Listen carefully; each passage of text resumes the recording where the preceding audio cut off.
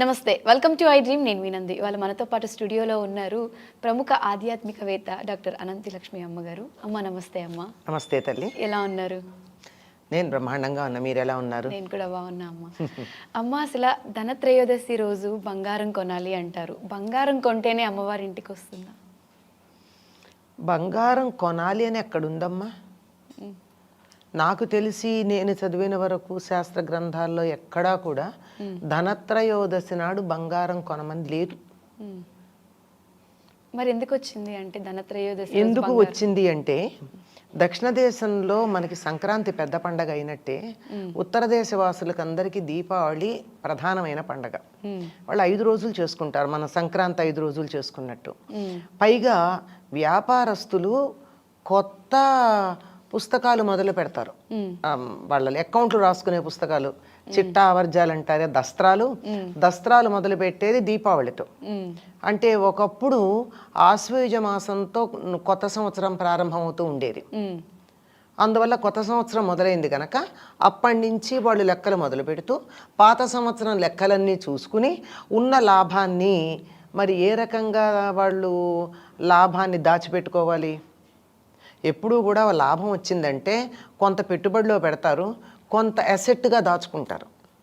వ్యవసాయదారులు అయితే పొలం కొంటాలు లాంటివి చేస్తారు. వ్యాపారస్తులు పొలం కొంటే వ్యవసాయం చేయరు కదా, ఏం చెయ్యాలి? వెంటనే మార్చుకోవడానికి అనుకూలంగా ఉంటుంది కనుక బంగారం రూపంలో కొనిపెడతారు.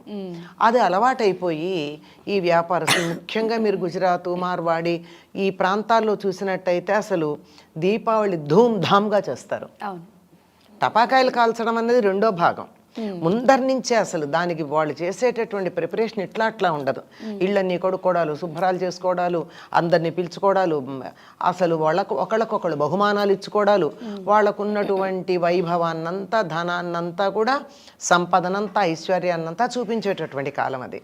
అప్పుడు మిగిలినటువంటి లాభాలు ఏవైతే ఉన్నాయో వాటిని పెట్టుబడికి పెట్టగా మిగిలినటువంటి వాటిని ఏ రూపంలో దాచుకోవాలంటే బంగారం రూపంలో దాచుకోవడం మొదలుపెట్టేవారు. అది ఎలా అయిపోయిందంటే తప్పనిసరిగా ఆనాడు బంగారం కొనాలని అలవాటు వచ్చింది. ఇంకా అప్పటికి అమ్మవారు పుట్టలేదు, లక్ష్మీదేవి అమ్మవారు పుట్టలేదు, అప్పటికి పుట్టలేదు. అమావాస్య నాడు కదా ఆవిడ పుట్టింది, దీపావళి అమావాస్య నాడు. అందుకు కదా ఆ రోజు పూజ చేస్తాం, ముందరే కొనుక్కోవడం దేనికి, ఇలా పెడతారు. మరి ధనత్రయోదశిలో ధన అన్న పేరు వచ్చింది కదా, అందువల్ల కొనాలని కొంతమంది పిచ్చి ఆలోచన. అంటే కానీ ధన అన్నది ధన్వంతరి పుట్టినరోజు. అది ధన్వంతరిలో ధన ఉంది. ఆ ధన్వంతరి జన్మించిన రోజు ఇప్పుడు కూడా చాలా ప్రాంతాల్లో ధనత్రయోదశి నాడు డాక్టర్స్ డే అని చెప్పి వైద్యుల్ని సన్మానించుకోవడం మనకు కనపడుతుంది. చాలా మంది కంటే తెలియక కంపల్సరీ ఆ రోజు బంగారం కొనాలి, బంగారం కొంటేనే అమ్మవారి ఇంటికి వస్తుందేమో అని. అంటే బంగారం విలువైనదే. అమ్మవారు హిరణ్యవర్ణం హరిణీం అని చెప్పి ఆవిడ్ని హిరణ్యవర్ణగా చెప్తారు. బంగారం ఉన్న చోట అమ్మవారు ఉంటుంది. చాలు కదా, ఈ ముక్కు పుడకలో ఉన్న బంగారం చాలదా అమ్మవారు ఉండాలంటే? ఇంత ముద్ద ఉండాలా? ఎంతున్నా అమ్మవారు ఉన్నట్టే కదా. ఇంకా దేనికి ఇదంతాను? పైగా బంగారానికి కొత్త పాత లాంటి తేడాలు కూడా ఉండవు. ఏ వస్తువుకైనా పాత వస్తువు పాతది అని ఉంటుంది కానీ బంగారానికి అటువంటిది ఏమీ లేదు. అట్లాంటప్పుడు కొత్తగా కొనాల్సినటువంటిది లేదు. ఇది ఒక రకమైనటువంటి ప్రాంతీయమైన వాళ్ళ ప్రొఫెషన్, దానికి సంబంధించినటువంటి అలవాటు. దాన్ని బాగానే ఉంది కదా అని అందరం అనుసరించడం జరుగుతోందమ్మా. ఈనాడు ధన్వంతరి జయంతి. అందుకే ధనత్రయోదశి నాడు సాయంత్రం ఏం చేస్తారమ్మా? యమదీపాలని పెడతారు. మనకి లేదు, అది అక్కర్లా, మనకి ఆ దీపాలు అక్కర్లా, బంగారం కొండం ఒకటే తెచ్చుకున్నాం మనం. అన్ని ఈ యమదీపాల గురించి కూడా చాలా మందికి ఐడియా ఉండదమ్మా. ఇప్పటికే ముందరే అయిపోయిందంతా. ఇళ్ళు శుభ్రాలు చేసుకోవడం అన్నీ అయిపోతాయి కదా, రంగులు వేయించుకోవడాలు ఏం చేయాలి అన్నీ చేస్తారు కదా. ధనత్రయోదశి సాయంత్రం ఇంటి ముందు చక్కగా సింహద్వారానికి అటు ఇటు 2 దీపాలు పెడతారు. దానికి ఒక బెల్లం ముక్క నైవేద్యం పెడతారు. కొంతమంది గబ్బ కూడా పెడతారు, గబ్బ లక్ష్మీ స్వరూపం అని చెప్పి. అలా పెట్టి గుమ్మానికి పూజ చేసి ఇంటికి లక్ష్మీదేవి, గుమ్మాన్ని లక్ష్మీదేవి అంటాం కదా, ఇంటికి లక్ష్మీ స్థానం అయినటువంటి గుమ్మానికి గడపకి పసుపు పూసి రంగులు ఎలాగో వేస్తాం కనుక అక్కడ దీపాలు పెట్టి వీటిని యమదీపాలు అన్న పేరుతో మొదలు పెడతారు. ఉత్తర దేశంలో వాళ్ళు. మనం అది తీసుకోవటం లేదు. నరక చతుర్దశి నాడు దీపాలు పెట్టుకోవడం తీసుకోవటం లేదు, బంగారు కొనం అన్నది ఒక్కటి తీసుకుంటున్నాము. ఇది ఈ ఆరోగ్యం, ధన్వంతరి అంటే ఆరోగ్యానికి సంబంధించింది కదా, అది మొత్తం అంతా కూడా దీపావళికి సంబంధించిందంతా ఆరోగ్యానికి సంబంధించిన విశేషాలు, యమబాధలు తప్పించుకునే విశేషాలే కనపడతాయి ఇక్కడ. ఇది అక్కడి నుంచి అన్ని పేర్లు అవే వస్తాయి మీరు గమనించినట్టు. అసలు దీపావళి అంటే ఏంటి, దీపావళి మనం అసలు ఎందుకు జరుపుకోవాలంటారు? దీపావళి అంటే పదానికి ఉన్నటువంటి అర్థం తీసుకుంటే దీపాల వరుస, వరుస దీపాలు. వరుస దీపాలు ఏమిటి, ఇంట్లో దీపం పెట్టుకుంటే చాలు కదా, లేదా వీధిలో ఒక దీపం ఉంటే చాలు కదా.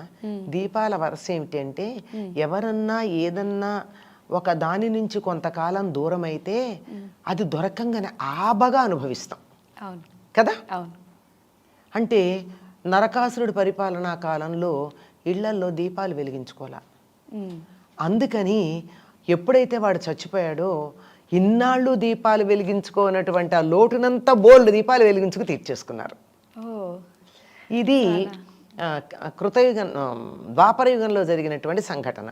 శ్రీకృష్ణుడు సత్యభామ సహితంగా వెళ్ళి నరకాసురుని సంహరించాడు. అదే ఉత్తర దేశంలో ఒక కథ ఉంది, కానీ అది ఎంతవరకు నమ్మచ్చో తెలియదు. కానీ రాముడు అరణ్యవాసం నుంచి తిరిగి వచ్చే రోజున కూడా అయోధ్యవాసులందరూ దీపాలు, ఆవునేతి దీపాలు వెలిగించి, ఇన్ని దీపాలు ఎందుకు అంటే ఇన్నాళ్ళు మా జీవితాలు చీకటైనాయి, నువ్వు వచ్చావు గనక మాకు వెలుగులు వచ్చిన దానికి సంకేతంగా దీపాలు వెలిగించామన్నారట. కానీ దీపావళి నాటికి రావణ సంహారం చేయలేదు రాముడు. కొన్ని ఇతివృత్తాలు అలా ఉన్నాయి ఉత్తర దేశంలో, అలాంటివి రావణాసురుని కాల్చటాలు అవన్నీ మనకు కనపడుతూనే ఉంటాయి. కానీ నిజంగా వాల్మీకి రామాయణం అనుసరించి అప్పుడు కాదు. కానీ వినడానికి బాగుంది, మనకేం నష్టమే ఉంది, ఉంది. ఏదైనా దీపాలు వెలిగించుకోవడం అన్నది చాలా ప్రధానమైంది. సాధారణంగా మనందరికీ కూడా అమావాస్య అంటే అది శుభప్రదం కాదు అని ఒక దురభిప్రాయం ఉంది. కానీ ఈనాడు లోకంలో చాలా శుభకార్యాలు జరిగాయి అమావాస్య నాడు. ఇదే దీపావళి అమావాస్య నాడు. అంటే దీన్ని మనం ఉత్తర దేశం వాళ్ళేమో కార్తీక కృష్ణ అమావాస్య అంటారు, మనమేమో ఆశ్వయుజ కృష్ణ అమావాస్య అంటాం. మనకి దీపావళి మర్నాటి నుంచి ఆశ్వయుజ మాసం, ఉత్తర దేశంలో ఇప్పుడు 15 రోజుల ముందు నుంచి ఆశ్వయుజ మాసం ఉంటుంది. అందుకే మీకు ప్రాచీన గ్రంథాలు చదువుతూ ఉంటే చిన్న చిన్న క్లాష్. ధనత్రయోదశి అంటే కార్తీక కృష్ణ త్రయోదశి అని ఉంటుంది. ఇది ఎప్పుడు చిన్నప్పుడు నాకు డౌట్స్ వచ్చేవి ఇవన్నీ. ఇది మరి కార్తీక కృష్ణ త్రయోదశి అంటే ఎప్పుడో తర్వాత కదా చివరి రావాలి, ముందు ఎట్లా, ఇలాంటి అనుమానాలు అనమాట.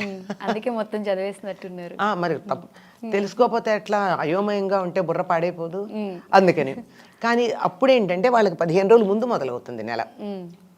అందువల్ల అలా మొదలైనటువంటిది వాళ్ళకి కార్తీక అంటే వాళ్ళకి కార్తీక కృష్ణ అమావాస్య ఏదైతే ఉందో మనం దీపావళి అనేది ఆ రోజునే విక్రమాదిత్య చక్రవర్తి ఎన్నో వేల మంది, 60,000 మంది అనుకుంటా, హూణులని వాళ్ళని ఈ దేశం నుంచి తరిమేసి మళ్ళీ సనాతన ధర్మానికి సంబంధించిన దాన్ని ప్రతిష్టాపించాడు.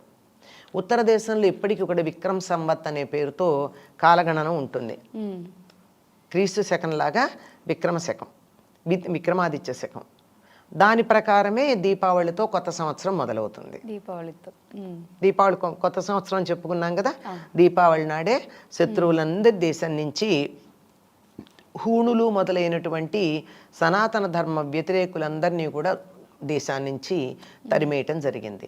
అందువల్ల ఉత్తర దేశంలో దానికి చాలా ప్రాధాన్యం ఉంది. అలాగే ఈనాడే లక్ష్మీదేవి పాలసముద్రంలో నుంచి ఆవిర్భవించటం వల్ల దుర్వాసుడి శాపం వల్ల వైభవం కోల్పోయినటువంటి ఇంద్రుడికి ఈనాడు మళ్ళీ వైభవం తిరిగి లభించింది. ఎందుకంటే నాకు మళ్ళీ ఎప్పుడు లభిస్తుంది అని అడిగితే, లక్ష్మీదేవి విష్ణువుని చేపట్టిన రోజున మాత్రమే నీకు వైభవం వస్తుంది. అప్పటిదాకా నువ్వు కాంతిహీనుడివై శోభపోయి చేసిన అపరాధానికి శిక్షగా దుర్వాసుడు శపించాడు. కనుక లక్ష్మీదేవి ఆవిర్భవించి విష్ణువుని చేపట్టినటువంటి రోజు గనక ఈనాటితో దేవతలు దేవలోకంలో దీపావళి చేసుకుంటారు, దీపాలు వెలిగించుకుని. ఏదో త్రేతాయుగం గురించి కూడా అనుకున్నాం.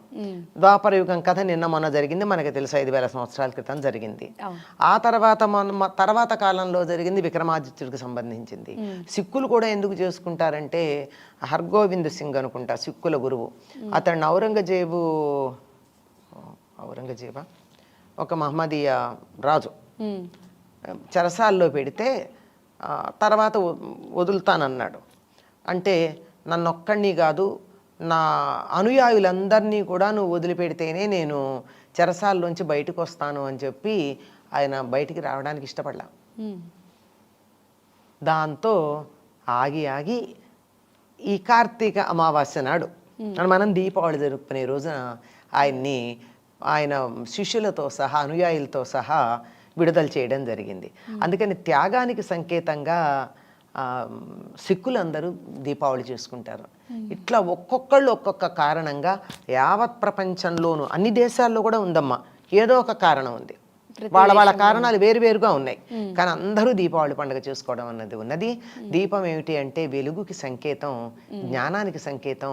అజ్ఞానం, దుఃఖం, బాధ, అవిద్య, విచారం, అనారోగ్యం ఇలాంటి చీకట్ల నుంచి భిన్నమైనటువంటి సంతోషం, ఆనందం, ఆరోగ్యం, జ్ఞానం, విద్య మొదలైనటువంటి వెలుగులమయమైన లోకం మనకు కావాలి అనేటటువంటి దానికి మన ఆశలకి సంకేతం ఈ దీపాలు వెలిగించుకొని చేసుకునేటటువంటి దీపావళి.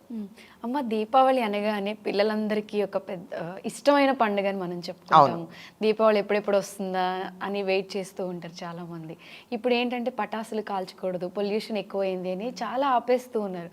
అసలు ఈ పటాసులు కాల్చడం అనేది పురాణాల నుంచి ఉందా? పురాణ కాలాల్లో కూడా వాళ్ళు ప్రత్యేకంగా మనం ఇప్పుడున్నటువంటి రసాయనాలతో కూడి వాతావరణాన్ని ధ్వంసం చేసేటటువంటి టపాకాయలు కాల్చే పద్ధతి ఏం లేదు. అక్కడ వాయిద్యాలు మోగించటము, ధూపాలు వేయడము, దీపాలు వెలిగించటము, చక్కగా బాణసంచా కాల్చటం అనే బాణసంచా అంటారు. బాణసంచా అంటే ఏంటంటే బాణం ఇలా వేస్తారు, ఆ బాణం వేస్తే అది అక్కడెక్కడ వెలుగుతుంది. అంటే తారాజు వల్ల లాంటివి అనమాట. బాణం ఉంది కదా అందులో, అలాంటివి ఉన్నాయి. అందువల్ల వాటిల్లో ఏమిటంటే వాళ్ళు వేసేటటువంటివి వాతావరణానికి అనుకూలంగా ఉండేవే వేశారు. అందులో కొంత సూర్యకారం అంటారంటే ఫాస్ఫరస్ ఏమో ఫాస్ఫరస్, సల్ఫర్ గంధకం, ఫాస్ఫరస్ సూర్యకారం. ఇవి ఆ రెండింటి యొక్క కలయిక వల్ల వచ్చేటటువంటివి వాతావరణంలో ఉన్న క్రిములను పోగొడతాయి. అందుకని వాటితో కూడుకున్నటువంటి వాటిని మాత్రమే వాడేవారు. అందువల్ల పెద్దగా వాతావరణంలో వానలు తగ్గి వరి పొలాలలో కోతలు కోసి అక్కడ ఉన్న దోమలు, అసలు వరికొచ్చే ఒకనొక తెగులు పేరు తెలుసమ్మా, దోమకాటు అని. అంటే దోమలు విపరీతంగా ఉంటాయి వరి పొలాల్లో. ఎప్పుడైతే అవన్నీ వరి కోసేస్తారో అవన్నీ ఊళ్ళ మీదకి వచ్చేస్తాయి. ఈ వచ్చినటువంటి వాటన్నిటినీ పోగొట్టే పద్ధతి ఇది. ఇది ఎలా ఉండేదంటే మా చిన్నతనంలో కూడా మేము చూసాం. మాకు పాలేళ్ళు ఉంటారు కదా రైతుల ఇళ్లల్లో, ఈ పాలేళ్ళు తాటి మట్టల మధ్య ఒక పూల పొట్లం అని తయారు చేసేవారు. పేరు పూల పొట్లం. అంటే అదేముందంటే తాటి గిలకలు అంటారు. గిలకలంటే తాడి చెట్టులో మగ చెట్టుకు వచ్చేటటువంటి ఇన్ఫ్లోరసెన్స్ కాడలు అవి, బాగుంటాయి అవి. ఇలా ఉంటే ఇంత పొడుగు. వాటిని తీసుకొచ్చి కాల్చి వాటితో చక్కని ఇది తయారు చేసేవారు, బొగ్గు. ఆ బొగ్గులో కొంచెం సూర్యకారం అది వేసి ఇట్లా ఇంకా కొన్ని ఏవో కలిపి ఇలా పొట్లం కట్టి తాటి మట్ట మధ్య ఇలా పెట్టి ఊరంతా తిప్పేవాళ్ళు. అంటే ఊరి పొలిమోరలంతా తిప్పారంటే బయట నుంచి ఏ రకమైనటువంటి క్రిములు రాకుండా, క్రిమి కీటకాలు రాకుండా ఉండేవి. మొత్తం అంతే అలాగే ఉండేవి. ఇళ్లల్లో కూడా చాలా హానికరం కానటువంటి వాటిని కాల్చుకునే పద్ధతి ఉండేది. అవి వెలిగించటం వల్ల వచ్చే ధూపం, గుగ్గిలం మొదలైనటువంటివి ఉంటాయి. వాటి వల్ల వాతావరణం పూర్తిగా ఏమీ పాడవదు, ఏదైనా చెడు ఉంటే పోతుంది. అయితే రాను పెద్ద శబ్దాలు కావాలి, అలాగే పెద్ద వెలుగు ఉండాలి, వాళ్ళకన్నా మాది ఎక్కువ ఉండాలి, మాకన్నా వీళ్ళది ఎక్కువ ఉండాలి, నీ తాపత్రయాలతో రసాయనాలను చేర్చి పెట్టడం మొదలుపెట్టారు. అది మాత్రం ఎప్పుడూ మంచిది కాదమ్మా. రసాయనాలు ఆ పొగ వల్ల హాని కలుగుతుంది, మిగిలినటువంటి వాటి వల్ల పెద్దగా హాని కలగదు. హాని కలగనటువంటి వాటిని హాయిగా కాల్చుకోవచ్చు. దీపావళి గురించి, దీపావళికి ఉన్న విశిష్టత గురించి చాలా అద్భుతంగా వివరించారు. ధన్యవాదాలు. వస్తే